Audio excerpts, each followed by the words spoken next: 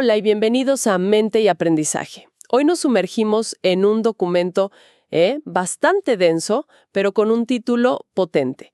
La Carta Apostólica Diseñar Nuevos Mapas de Esperanza, del Papa León XIV.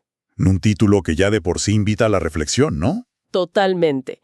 Y bueno, esta carta aparece para marcar los 60 años de Gravissimum Educationis, esa declaración conciliar sobre educación que fue un hito. Ajá. Pero, como decís, no parece solo una celebración, suena más bien a un llamado urgente. Hoy queremos, con la ayuda de un excelente resumen preparado por el educador e investigador Jesús Peña Vázquez, desgranar un poco qué visión de la educación propone para estos tiempos. Tiempos de cambio, de incertidumbre, como dice el mismo texto. Exacto. Y lo primero que me llamó la atención, y seguro que a muchos, es esa frase tan fuerte, que la educación no es algo secundario, sino el tejido mismo de la evangelización. Sí, eso es. Es un punto de partida muy potente. Y ante todo este panorama complejo, nos invita a ser como cartógrafos de la esperanza. Interesante. ¿Cómo se come eso? ¿Cómo empezamos a desempacar esa idea? Pues creo que la clave está en lo que mencionabas. No es solo recordar los 60 años de Gravissimum Educationis, es relanzar ese espíritu. El Papa insiste mucho en que el Evangelio no es algo viejo, sino que hace nuevas todas las cosas. ¡Claro! Y la necesidad es evidente. El documento no se anda con rodeos. Habla de millones sin acceso a educación básica, de las crisis por guerras, migraciones forzadas, desigualdades que claman al cielo. Uf, un panorama desolador. Sí, y frente a eso, la educación se presenta no solo como un derecho, sino como una expresión alta de la caridad cristiana. O sea, no es solo enseñar materias, es una forma activa, concreta, de sembrar esperanza donde parece que ya no queda. Entiendo. Y para ver cómo hacer eso hoy, la carta hace algo interesante. Echa una mirada larga a la historia de la educación católica. Ajá, pero no para quedarse ahí, en la nostalgia. No exacto. Lo presenta como un proceso vivo, dinámico. Creo que usa la frase «la historia del espíritu en acción». Menciona desde los padres del desierto hasta las universidades medievales que une a experiencias tan distintas a lo largo de los siglos. Yo diría que el hilo conductor es justamente esa capacidad de adaptación, lo que llama una tradición viva. No se trata de aplicar fórmulas rígidas que sirvieron en el siglo IV o en el XIII. Claro, no tendría sentido. Sino de dar respuestas creativas a los desafíos de cada época, pero siempre con una constante de fondo. La visión de la persona humana como imagen de Dios. Y ahí tenés ejemplos concretos. ¿Cómo cuáles? Bueno, pensá en San José Calasanz, abriendo escuelas gratuitas para los chicos pobres de Roma en el siglo XVII. O San Juan Bosco, consumió todo preventivo, todo basado en la cercanía, la razón, el cariño. En plena revolución industrial. Eran respuestas a necesidades muy concretas de su tiempo. Exactamente. Y la carta también rescata a muchas mujeres pioneras que abrieron caminos importantísimos para niñas, para migrantes, para los que nadie miraba. Nombres como Francesca Cabrini, María Montessori, Katharine Drexel. Es verdad. Y hay una cita que me impactó, de la exhortación Dilexité. La educación de los pobres no es un favor, sino un deber. Eso le da un peso distinto, ¿no? No es caridad opcional. Totalmente. Ese deber recalca la dimensión de justicia que tiene la misión educativa para la Iglesia. Y ojo, otro elemento clave que rescata de esa tradición viva es la idea de la comunidad educativa. ¿En qué sentido? Como un nosotros, no es solo el profe y el alumno en el aula. Son las familias, el personal no docente, los directivos, la parroquia, la comunidad local. Todos remando juntos. Este enfoque colaborativo, dice la carta, es lo que evita quedarse estancado en el «siempre se hizo así». Tiene lógica, sí. Romper inercias. Y hablando de una visión más completa, más integral, rescata una figura. San John Henry Newman. Lo nombra copatrocinador de la misión educativa. Junto a Santo Tomás de Aquino, sí. Y su lema era Cor ad cor locitur. El corazón habla al corazón. ¿Qué nos dice eso hoy, en pleno siglo XXI?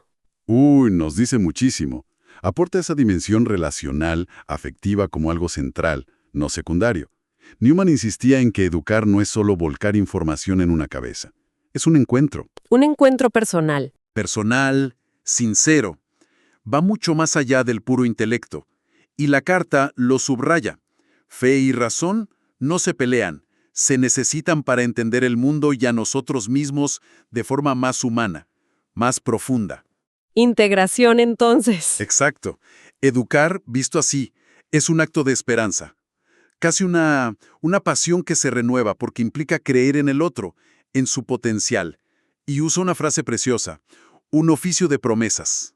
Oficio de promesas. Me encanta esa imagen. Prometer tiempo, confianza. Volviendo a los principios de Gravissimum Educationis que mencionamos, se reafirman ideas clave. Derecho universal a la educación, el rol de la familia. Sí, los pilares. Pero lanza una advertencia que suena muy actual. Cuidado con reducir la educación a una simple capacitación para el trabajo o a un instrumento económico. ¿Cómo evitamos caer en esa trampa hoy, con tanta presión por la empleabilidad y demás? Es que esa es una de las grandes tensiones. La carta es muy clara al respecto. Una persona no es un perfil de competencias. No es un currículum andante. Exacto. Ni un algoritmo que podemos predecir. Es un rostro, una historia, una vocación. La manera de no caer en esa trampa, dice, es apostar por una formación que sea de verdad integral. Integralidad. Suena bien, pero a veces es un concepto un poco etéreo. ¿Qué implica en la práctica? ¿Cómo se aterriza eso? Implica, primero, no separar lo que en la persona va unido. Lo espiritual, lo intelectual, sí, pero también lo afectivo, lo social, hasta lo corporal. Todo el paquete. Todo. Significa no tirar por la borda las humanidades porque no producen, ni despreciar la teoría por la práctica, o viceversa. Y la ética. La ética no es una materia aislada que das un viernes a última hora. Ah, claro. Tiene que impregnar todo. La forma de enseñar, de investigar, de relacionarse. Ser una práctica de todos los días. Se opone de frente, y ahí sigue a Newman, a esa visión puramente mercantilista. Donde todo se mide por el resultado económico inmediato. Tal cual. El objetivo no es solo dar respuestas rápidas, sino formar personas capaces de hacerse preguntas importantes, de buscar la verdad juntos, de usar su libertad con responsabilidad, de entender que la autoridad es para servir, no para dominar. Aprender a enfrentar problemas complejos, no solo a repetir soluciones. Entendido. El foco está en formar personas plenas, no solo engranajes eficientes para el sistema. Y eso conecta con otra idea fuerte, la centralidad de la persona. ¿Cómo se ve eso en el día a día de una escuela católica, por ejemplo? Cultura que se transmite y la vida cotidiana. Bueno, dialogan, se entrelazan. Que no vayan por carriles separados. Exacto. Y acá, mira, la figura del educador es crucial, absolutamente clave. ¿Por qué? Porque su formación también tiene que ser integral. No alcanza con que sepa un montón de física o literatura o que maneje las últimas técnicas pedagógicas. Necesita una formación cultural amplia, una vida espiritual. ¿Por qué? Porque su testimonio, su forma de ser, de estar, de tratar a los demás, eso enseña tanto o más que la clase que da. El famoso el ejemplo arrastra. Tal cual. Y si el educador es clave, ¿qué pasa con la familia? La carta habla de una alianza educativa. Es que es fundamental. La escuela no viene a reemplazar a los padres, colabora con ellos. Pero ojo, esa colaboración no puede ser algo pasivo, de firmar el boletín y listo. Tiene que ser activa. Requiere intencionalidad, sentarse a escuchar de verdad, de los dos lados, corresponsabilidad real, construir juntos. Cuando esa alianza funciona, se crea un clima de confianza que, potencia todo el proceso. ¿Y cuándo falta?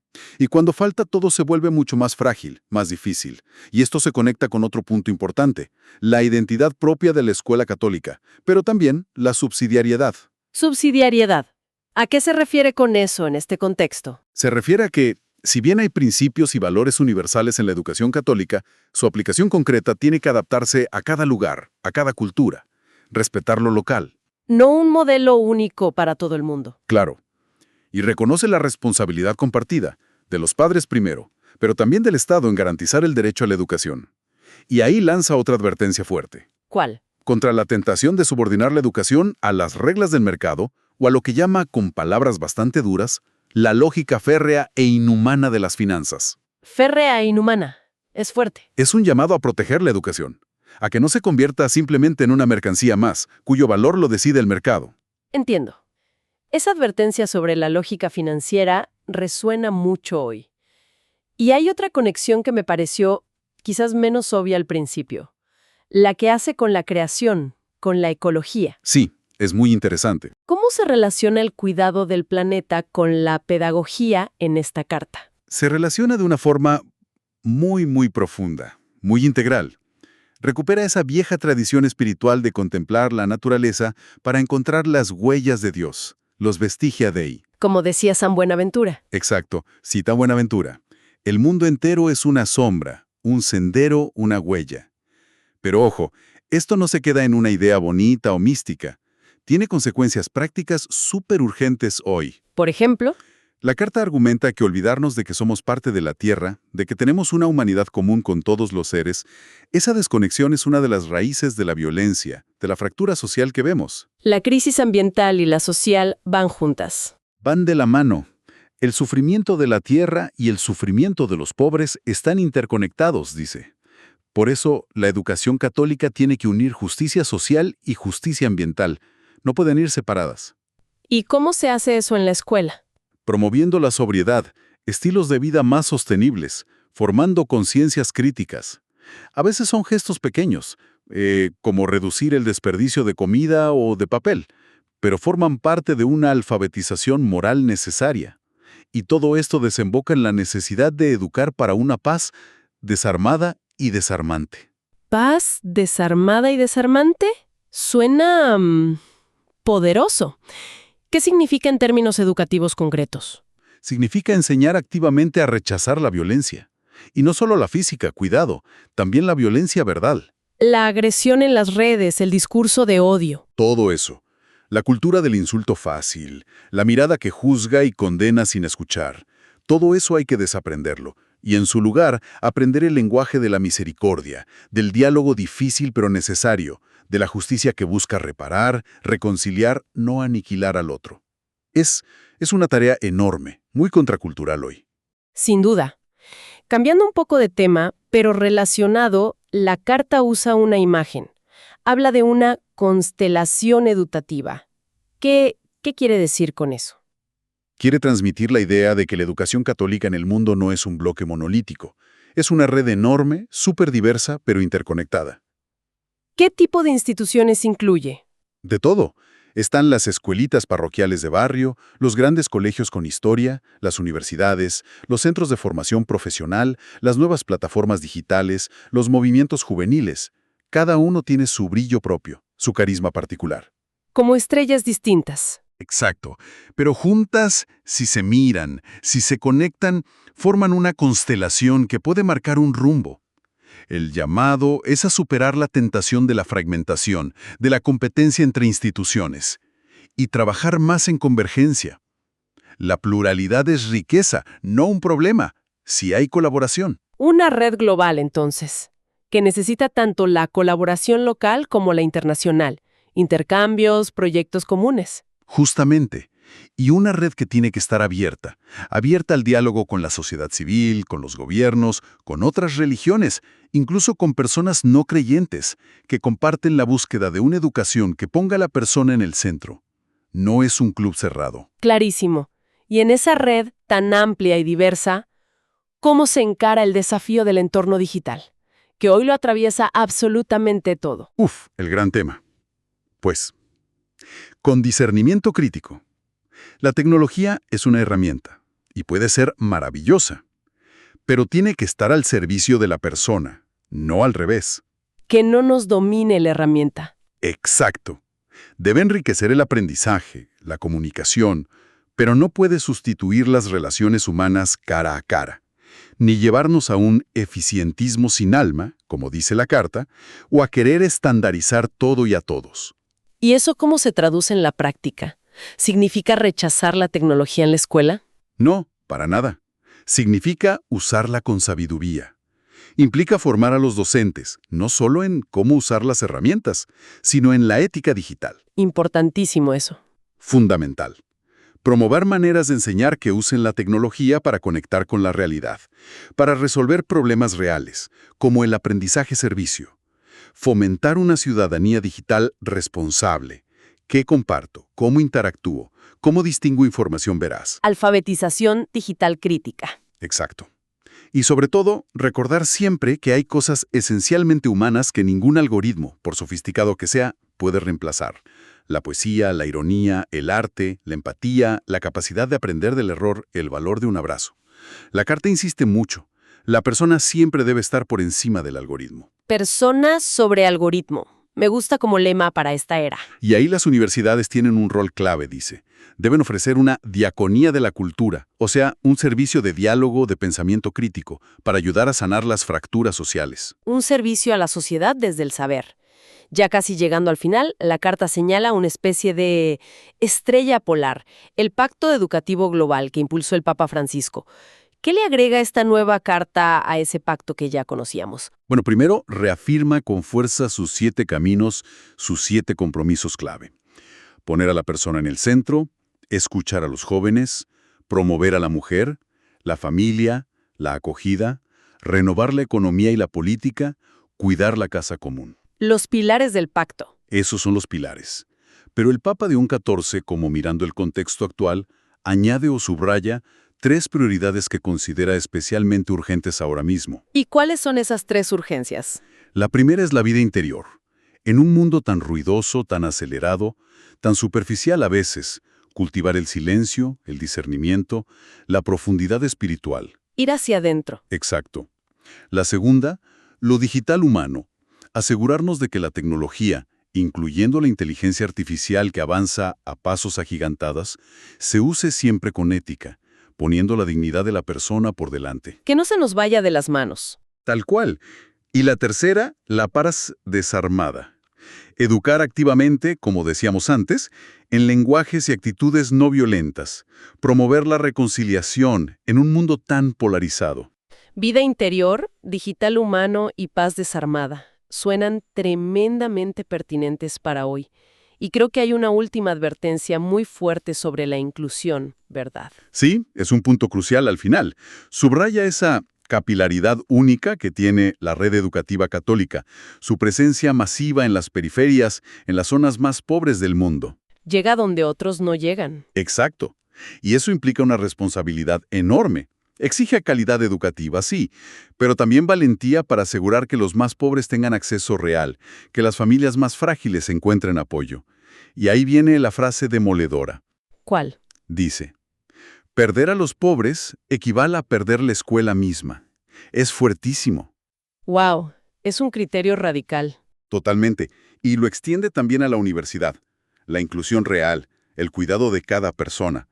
Es lo que la salva de convertirse en una fábrica estandarizada de títulos sin alma. Perder a los pobres equivale a perder la escuela misma. Da para pensar mucho. La conclusión de la carta es ese llamado final que le da título: diseñar nuevos mapas de esperanza. Reconoce que el camino es difícil, ¿no? Habla de fragmentación, de crisis de relaciones, de inseguridad. Si no es una visión ingenua. Para nada. Pero no se queda en el lamento. Ve la educación católica, con todos sus desafíos, como un posible faro, un laboratorio de futuro. Y termina con un triple llamado muy concreto, casi como tareas. Desarmen las palabras, dice, con mansedumbre, con escucha, levanten la mirada, buscando sentido, dirección, y custodien el corazón, priorizando la relación, la persona. 3 verbos para la acción. Exacto. Entonces, si tuviéramos que resumir esta exploración que hicimos hoy de diseñar nuevos mapas de esperanza, diríamos que nos presenta una visión educativa muy anclada en su historia, pero a la vez urgida a innovar frente a desafíos enormes. Lo digital, lo ecológico, la justicia social, la crisis de sentido. Desafíos complejos, sin duda. Y la respuesta que propone, una y otra vez, parece ser volver a la persona integral, a la fuerza de la comunidad y a una esperanza que no es pasiva, sino activa, creativa. Exacto. Y esa idea que mencionaste antes, la de la educación como un oficio de promesas, promesa de tiempo, de confianza, de buscar la verdad, de luchar por la justicia, creo que nos deja picando una pregunta importante, ¿no? A ver. Ante este mundo tan complejo que describe la carta, con tantas fracturas, tanta incertidumbre, ¿qué promesas concretas, realistas, posibles puede y debe hacer la educación hoy, ya sea católica o no, ¿eh? En una escuela, una universidad, cualquier espacio donde se intente formar personas. ¿Qué promesas hay que hacer para de verdad ayudar a diseñar esos nuevos mapas de esperanza que tanto necesitamos? Una pregunta fundamental para que cada uno siga masticando. Excelente.